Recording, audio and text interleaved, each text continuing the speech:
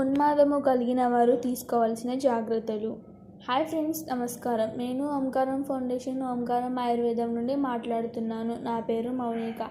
ఈరోజు మన గురువుగారు చాలా మంచి ఆరోగ్య చిట్కాలను తెలియజేశారు. అవేంటో ఈ వీడియో ద్వారా తెలుసుకుందాం. చెంగల్వ కోష్టు చూర్ణాన్ని సరస్వతి ఆకు చూర్ణం లేదా వసపొడిలో కలిపి తేనెలో సేవించాలి. బూడిద గుమ్మడికాయ రసంలో చెంగల్వ కోష్టు చూర్ణాన్ని కలిసి సేవించవచ్చును.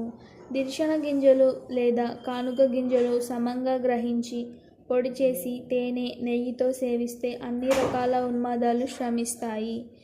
ఈ వీడియో కనుక మీకు నచ్చినట్టయితే లైక్ చేయండి, షేర్ చేయండి, సబ్స్క్రైబ్ చేయండి.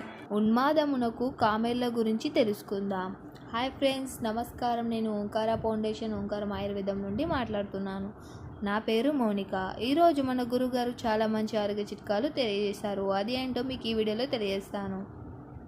బోడాంతరం 2 కిలోలు, 1 కిలో బెల్లం, 10 లీటర్ల మంచినీరు, ఈ మూడింటిని కలిపి ఒక కుండలో పోసి కుండకు చిలమన్ను పెట్టి మూత బిగించాలి. 5 రోజుల తర్వాత మూత తీసి పిసికి ఆ పదార్థాన్ని అర్కయంత్రంలో పోసి సారాయి కాచే విధంగా అర్కమును తీసి దానిని నిల్వ చేసుకొని 2 పూటలు 10 చుక్కలు అర్కము 1 కప్పు నీటిలో కలిపి తాగుతుంటే ఉన్మాదము, కామర్లు, బుద్ధిమద్యము హరించును.